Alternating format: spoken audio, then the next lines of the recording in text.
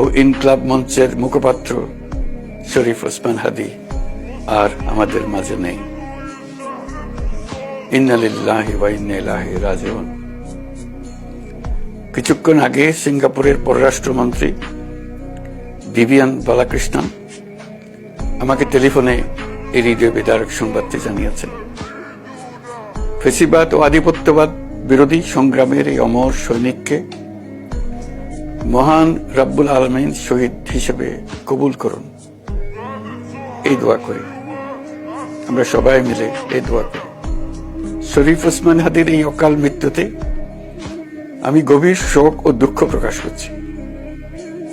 তার প্রয়াণ দেশের রাজনৈতিক ও গণতান্ত্রিক পরিসরে এক অপূরণীয় ক্ষতি।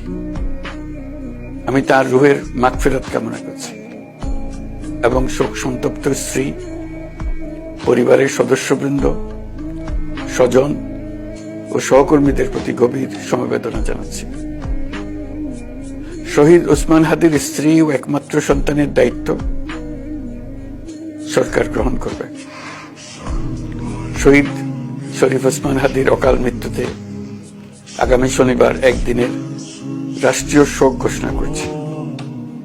এই উপলক্ষে শনিবার দেশের সব সরকারি, আধা সরকারি, স্বায়ত্তশাসিত প্রতিষ্ঠান, শিক্ষা প্রতিষ্ঠান সহ সরকারি বেসরকারি ভবন এবং বিদেশে বাংলাদেশ মিশনগুলোতে জাতীয় পতাকা অর্ধনমিত থাকবে। একই সাথে আগামীকাল শুক্রবার বাদ জুমা দেশের প্রতিটি মসজিদে শহীদ ওসমান হাদীর রুহের মাগফিরাত কামনায় বিশেষ দোয়া ও মোনাজাতের আয়োজন করা হবে। আপনারা তাতে শরীক হন।